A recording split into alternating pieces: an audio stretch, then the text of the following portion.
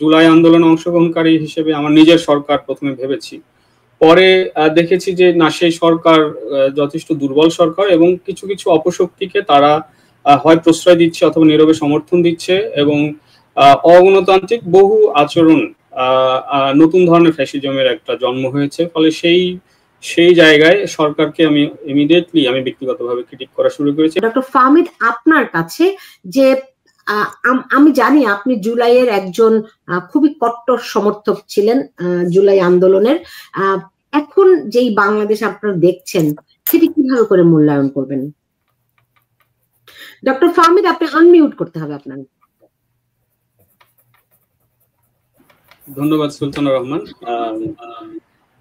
ধন্যবাদ সহ-আলোচক এবং যারা শুনছেন।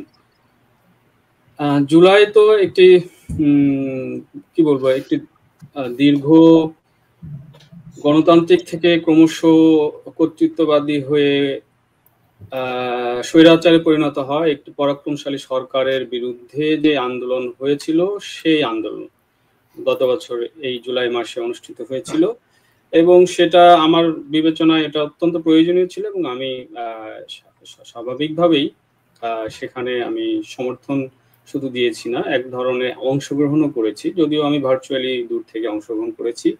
এবং আমার কাছে কি বলবো যে 2009-এ যখন আওয়ামী লীগ সরকার ক্ষমতায় আসে আমি স্বাগত জানিয়েছিলাম, কিন্তু আমি মোটামুটি 1 বছর পর থেকেই সেই সরকারের ক্রিটিসিজম শুরু করি, যেটা যত যত ওই সরকার পরাক্রমশালী হয়ে উঠেছে, স্বৈরাচারী হয়েছে, আমার ক্রিটিসিজমের মাত্রা সতর্কতা সহই বাড়িয়েছি এবং সেটা যেমন জুলাইয়ে একটা গণ বিস্ফোরণ হয় সেখানেও আমি আমার সর্বশক্তি নিয়োগ করেছি।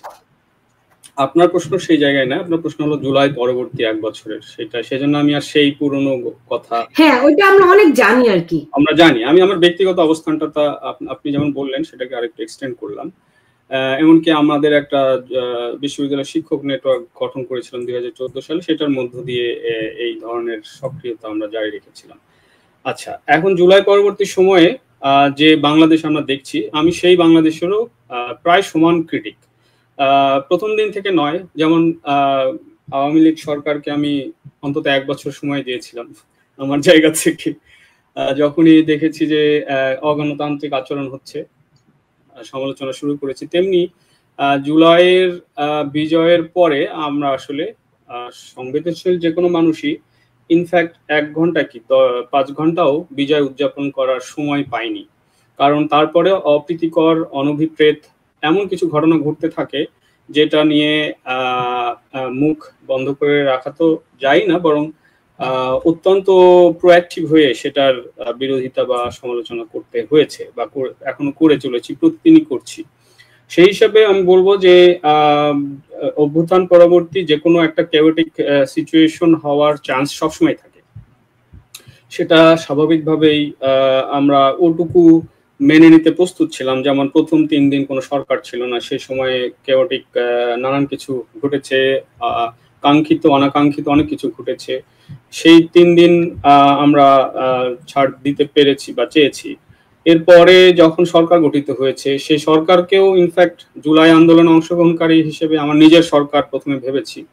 পরে দেখেছি যে না, সেই সরকার যথেষ্ট দুর্বল সরকার এবং কিছু কিছু অপশক্তিকে তারা হয় প্রশ্রয় দিচ্ছে অথবা নীরবে সমর্থন দিচ্ছে এবং অগণতান্ত্রিক বহু আচরণ, নতুন ধরনের ফ্যাসিজমের একটা জন্ম হয়েছে। ফলে সেই জায়গায় সরকারকে আমি ইমিডিয়েটলি ব্যক্তিগতভাবে ক্রিটিক করা শুরু করেছি এবং আমার মতো অনেকেই সেটা করা শুরু করেছেন। এবং যেসব অপশক্তি এই ধরনের কাজগুলো করছে, অত্যন্ত অগ্রহণযোগ্য, অগণতান্ত্রিক, নতুন ধরনের ফ্যাসিস্টিক এবং এক ধরনের পশ্চাৎপদ আদর্শ ধারণ করে যারা, সেই ধরনের কার্যক্রমকে আমরা অবশ্যই, আমি কেন অনেকেই যারা জুলাইয়ের সমর্থক ছিলাম, জুলাইয়ে অংশ নিয়েছি, তারা অনেকেই কেন মানে অনেক মানুষই, আসলে সবাই না হোক অনেক মানুষই সেটার বিরোধিতা করতে থাকবো যতক্ষণ না বাংলাদেশ একটা মোটামুটি সহনীয় গণতান্ত্রিক একটা পরিবেশ ফিরে আসে।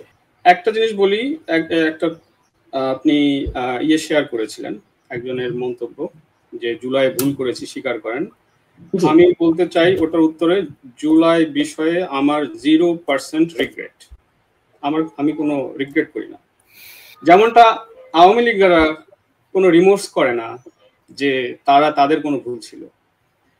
আচ্ছা, আমি একটু হোলি আর্টিজানের টাইটেলে আছে, ওখান থেকে আসি। আমি যদি বলি শেখ হাসিনার সরকার হোলি আর্টিজানের ঘটনার জন্য দায়ী, আপনাদের কাছে কি মানে লাগবে, মানে একটা অসম্ভব কথা লাগবে? আমি বলছি কেন।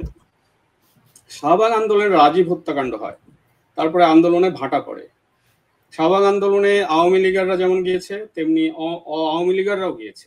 আওয়ামী লীগেরা গিয়েছে যে কাদের মোল্লা এটা দেখালো কেন, কি আস্পর্ধা, মানে যুদ্ধাপরাধীর হয়ে এরকম কাজ করছে। আর আমরা গিয়েছি যে সর্বোচ্চ শাস্তি না হয়ে কেন কমিয়ে দেওয়া হলো শাস্তিটা।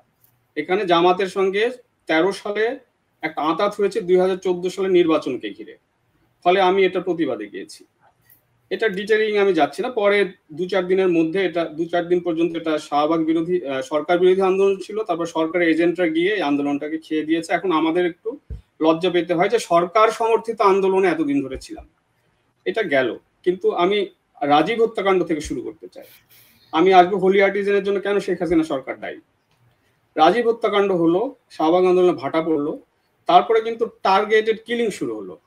ব্লগার হত্যাকাণ্ড হয়েছে একের পর এক, অভিজিৎ হত্যাকাণ্ড হয়েছে, হিন্দু দর্জি, পাদ্রি থেকে শুরু করে এই যে বিদেশি প্রায় 30 জনের মতো হত্যাকাণ্ড হলো। এর মধ্যে সরকারের ভূমিকাটা কি ছিল? ওরা কেন ওভাবে লেখে, আমরাও মুসলমান, আমরাও কষ্ট পাই। এটা শেখ হাসিনা বলেছেন, এটা আসাদুজ্জামান খান কামাল বলেছেন। আমার কাছে একদম নিউজ সেভ করা আছে। এটা হতেই পারে যে মুসলিম হিসেবে সবার কিছু কিছু ব্লগার খুবই মানে দায়িত্ব জ্ঞানহীনের মতো হযরত প্রফেটকে নিয়ে বাজে কথা লিখতো, সেটার জন্য আমরাও তখন তাদেরকে ক্রিটিসাইজ করেছি। কিন্তু killing is killing. You have to catch the killers, not supporting, not blaming the victims. তাহলে কি হলো, যখন আপনি ভিকটিমকে ব্লেম করছেন, কিলিং নিয়ে আপনি পার পেয়ে যাচ্ছেন, তখন আপনি নেক্সট কিলিংটা করছেন, নেক্সট কিলিংটা করছেন, নেক্সট কিলিংটা করছেন, এবং ইন্টারন্যাশনাল আইএসআই থেকে শুরু করে আল কায়দা নেটওয়ার্ক, সাউথ এশিয়া সবগুলো ইনভলভ হয়ে যাচ্ছে। এবং হোলি আর্টিজান হওয়া না পর্যন্ত সরকারের কোনোদিন একটু টনক নড়েনি। যেই হোলি আর্টিজান হলো, এতজন বিদেশি মারা গেল। এইবার যেটা করলেন সরকার, সেটা করে আবার ক্রেডিট নেন যে আমরা জঙ্গিবাদ দমন করেছি। আসলে তার সঙ্গে জঙ্গিবাদটা বৃদ্ধিপ্রাপ্ত হলো। কিলিং হওয়ার পরে তারা যেটা করলেন, এবার যেহেতু সরকারের ভাবমূর্তি সারা বিশ্বে গেল, তারা যে উপায়ে এটা দমন করলেন, then again it is illegal, extra judicial উপায়ে, এবং একের পর এক তামিম থেকে শুরু করে অনেককে কিল করে ফেললেন। তাহলে কি হলো, পুরো ব্যাপারটাই কিন্তু অগণতান্ত্রিক, আপনি আইনের শাসনটা মানছেন না। এবার আমি যদি বলি যে গত আওয়ামী লীগ সরকারের 1.5 দশকে সময়ে ইসলামাইজেশন যেটা, সেটা সবচেয়ে বেশি ন্যাচারালাইজড হয়েছে। আপনি জামাতকে প্রতিপক্ষ হিসাবে তার সঙ্গে মিলাচ্ছেন না, কিন্তু আপনার হেফাজত হয়ে গেল আপনার এলায়, যেহেতু হেফাজত সাপ্লাই বিদ্রোহ করেছিল, তারা হয়ে গেল আপনার এলায়, তাদের নানান সুবিধা দিতে থাকলেন। এবং হেফাজত থেকেও আপনি সেরকম 400 বছর শেখ হাসিনা সরকার থাক, আমাদের কোনো সমস্যা নেই। এগুলো সব স্ক্রিনশট আমার কাছে আছে, এখন যেহেতু এখানে দেখানোর সুযোগ নাই, দেখাচ্ছি না। দেন এগেন কি হলো, 2018 সালে বিএনপি অংশ নিয়েছিল। সেই সময়ে একটা রিপোর্ট আছে, ইসলামী দলগুলো 28টা আওয়ামী লীগের সঙ্গে, মাত্র 5টা বিএনপির সঙ্গে। তাহলে এই সময়টাই ইসলামাইজেশন সবচেয়ে বেশি ন্যাচারালাইজড হয়েছে। এবং আপনি দাবি করেন যে আপনারাই ইসলামের মানে মুক্তিযুদ্ধের চেতনার ধারক বাহক এবং লিবারেল বাংলাদেশের ধারক বাহক, কিন্তু আপনার সময় কিন্তু সবচেয়ে বেশি এটা ইসলামাইজেশন হয়েছে। এখন আপনি আজকের জঙ্গিবাদকে, আজকের ঘটনাগুলোকে জঙ্গিবাদ বলছেন, এবং আওয়ামী লীগের সময় আমি যদি আপনাকে প্রশ্ন করি, দেখুন, হ্যাঁ, হলি আর্টিজান একদম পুরো আন্তর্জাতিকভাবে আইএসএটি স্বীকার করেছিল যে এটি তারা ঘটিয়েছে। আপনার নিশ্চয়ই মনে আছে, তারা যারা মারা গিয়েছিল আত্মঘাতী, তাদেরও ছবি টবি দিয়ে তারা এইটা স্বীকার করেছিল। এখন আপনি বলেন যে হ্যাঁ, এটা আওয়ামী লীগের আমলে সবচেয়ে বড় জঙ্গি হামলা, শুধু তাই নয়, বাংলাদেশের ইতিহাসে সবচেয়ে বড় জঙ্গি হামলা। কিন্তু এটি আওয়ামী লীগের আমলের ঘটনা। কিন্তু তার আগে 64 জেলায়, 63 জেলায় বোমা হামলা, সিনেমা হলে বোমা হামলা, তৎকালীন বিএনপি সরকার দায়ী। কিন্তু আমরা তো এমন ভাবে জিনিসটাকে উপস্থাপন করে নিয়ে আসি যে আমার শুধুমাত্র আওয়ামী লীগের আমলেই হয়েছে। এটা তো ধারাবাহিক ভাবে, শুধু এই জঙ্গিদের শুরুই হয়েছে বিএনপির আমলে 2001-এর পরে, রাইট? এবং আপনি ইসলামিক দলগুলোকে কি বলবো প্রণোদনা দেয়া, ইসলামিক দলগুলোকে প্রমোট করার ক্ষেত্রে নিঃসন্দেহে আওয়ামী লীগ গত 15 বছর করেছে, সেটি তারা হয়তো ভোগও করছে এখন। কিন্তু বিএনপির আমলে বিএনপি সেই দল যারা জামাতের 2 জন মন্ত্রী বানিয়েছিল, যারা ইসলামিক ঐক্যগোষ্ঠীর সঙ্গে আপনারা বিএনপি কে কম দোষ দেননি, তারা হাইফেনেটেড জামাত বিএনপি জামাত বলে এক কনভার্ট করেননি। আমি সেটাই বলছি যে যদি আমাদের 53 বছরের ইতিহাসটি দেখি তাহলে এটা চেইন, আমি অস্বীকার করছি না, চেইনই তো, এটা ধীরে ধীরে বৃদ্ধিপ্রাপ্ত হয়েছে। রাইট, যে এখন সেইখানে এসে যদি আপনি যদি বলেন যে জুলাই, আপনি বলছেন আপনার কোনো এটার জন্য আপনি কোনো করেন না, কারণ কেন বলি, ডক্টর নুরুন নবী বলেছেন বিদেশিরা যুক্ত, বামপন্থী দলগুলো যুক্ত, বিএনপির কথা বলেনি কিন্তু বিএনপি তো যুক্ত ছিল, জামাত যুক্ত এবং অন্যান্য শক্তি যুক্ত, একমাত্র আওয়ামী লীগ ছাড়া সবাই কিন্তু যুক্ত ছিল জুলাইতে। এটা একটা দিক, আপনি পয়েন্ট টু বি নোটেড। আরেকটা দিক হলো, আপনি যখন পুরোটাই ষড়যন্ত্র বলে মানে নিজের মানে নিজেকে প্রবোধ দিতে চান এবং নিজেদের কোনো ভুল দেখেন না, তখন আপনি আসলে জনগণের বা কট্টর বা আওয়ামী লীগের সমর্থনের বাইরে যেসব জনগণ আছে তাদের আকাঙ্ক্ষাকে, আপনি তাদের চেতনাকে, তাদের ভাবনাকে, তাদের ডিজায়ারকে আপনি আসলে অশ্রদ্ধা করছেন। আপনি পুরোটাই বিদেশি ষড়যন্ত্র হিসেবে চালিয়ে দিচ্ছেন। আমাদের মুক্তিযুদ্ধের সময় কি যে কোনো বড় ঘটনায় দেশ বিদেশের নানান শক্তি ইনভলভ হয়ে যায়। ভারত তো বরাবরই ভারত কি বিদেশি শক্তি না? ভারত তো বরাবরই আওয়ামী লীগকে সাপোর্ট দিয়ে গেছে। এমনকি যে পিটার হাসের কথা বললেন, তারা প্রায় যেন বিরোধী দলে, তারা তো একসময় সরে আসলো। কেন আসলো? ওয়াশিংটন পোস্টে নিউজ হয়েছে যে সে সময় ইন্ডিয়া রিকোয়েস্ট করেছিল তোমরা আপাতত ছেড়ে দাও, 24-এর ইলেকশন ছেড়ে দেওয়া হয়েছে। হাস কিন্তু এক পর্যায়ে থেমে গেলেন। এগুলোও তো আপনাকে কাউন্ট করতে হবে। এখন আসি যে কত মিলিয়ন ডলার ট্রাম্প বলেছেন। এখন আপনাদের পুরোটাই ষড়যন্ত্রের মধ্যে না ফেলে আপনাদের আসলে রিসার্চ করে বের করে দেখানো উচিত যে কোন চ্যানেলে আসলো, কারা কারা পেল, এবং এটা যে পুরোটাই ষড়যন্ত্র সেটা ছিল সেটা প্রমাণ করা। মুখের সার্ভিস, লিপ সার্ভিস। আমার কথা শেষ হয় না, আরেকটু বলতে দিবেন। সেটা হলো, আপনি শিক্ষক নেটওয়ার্কের কথা বারবার বলেছেন। আপনি শিক্ষক নেটওয়ার্কের জুলাই পরবর্তী কোন নীরবতা, কোন ভূমিকাকে আপনি কন্ডেম করবেন সেটা আমাকে সুলতান আপনি বলেন। কি করেছেন জুলাই পরবর্তী? আমি প্রত্যেকটি ঘটনার জন্য আমি শিক্ষক নেটওয়ার্ককে ব্লেম করব, কারণ আমি বলছি কারণ আমি যে ঘটনাগুলো, এই 3 দিন আপনি বললেন না 3 দিন আপনারা ছাড় দিতে চেয়েছেন, আপনি 3 দিন কেন ছাড় দিতে চাইলেন? সেই 3 দিনের ভেতরেই ছিল আজকের যে অরাজকতা, তার বৃষ্টি ওই 3 দিনের উপরে। আমার কথাটা আপনি মিসরিড করেছেন। বলেন।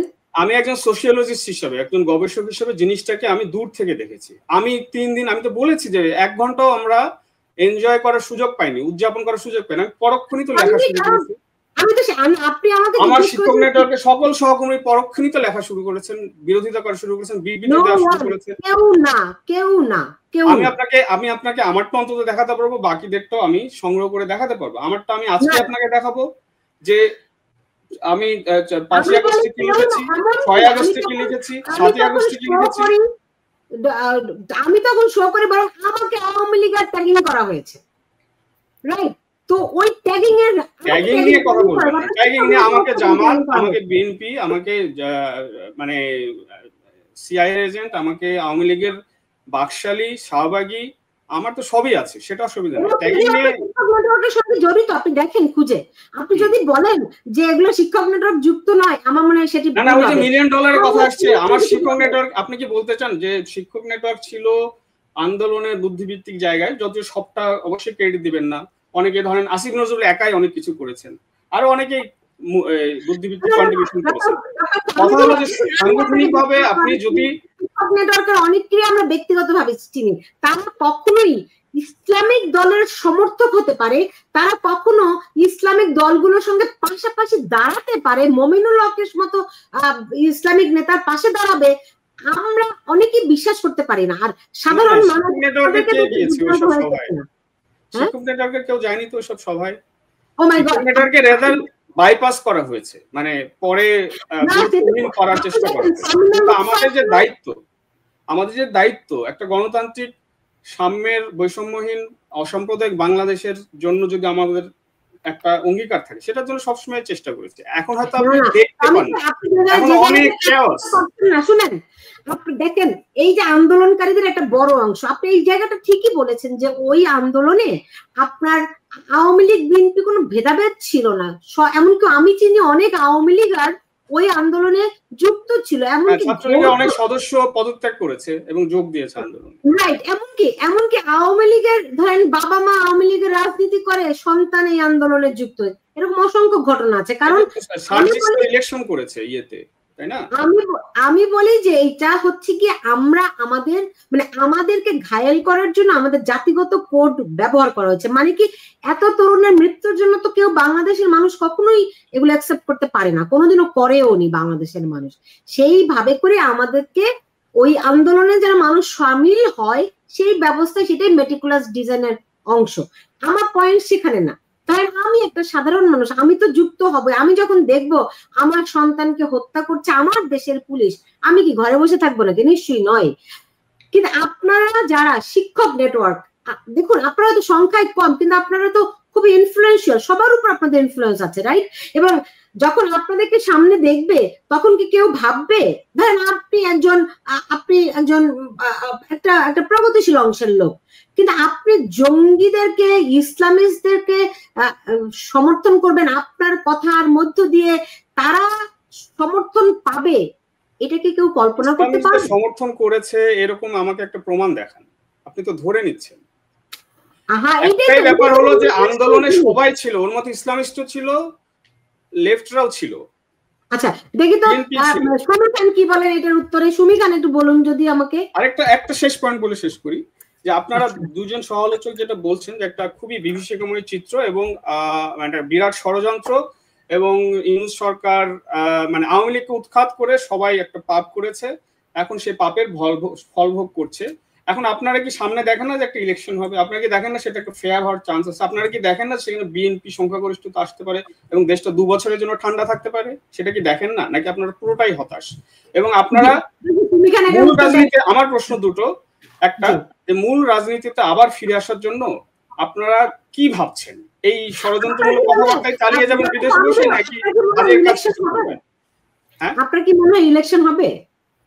আমি বিশ্বাস করি ইলেকশন হবে, আমি বিশ্বাস করি ফেয়ার ইলেকশন হবে, এবং বিশ্বাস করি বিএনপি ক্ষমতায় আসবে এবং দেশটা 2 বছর ঠান্ডা থাকবে। আমি একটু আমার গবেষণায় মনোযোগ দিতে পারবো। এটা যদি আমি বিশ্বাস ধরে না গাই তাহলে আমার অস্তিত্ব টিকে থাকে না। আমি ফেল করলে স্বীকার করবো যে এটা হয়নি, যেমন জুলাইয়ের আন্দোলনের ফলাফল যেমন বলেছিলাম সেটা হয়নি,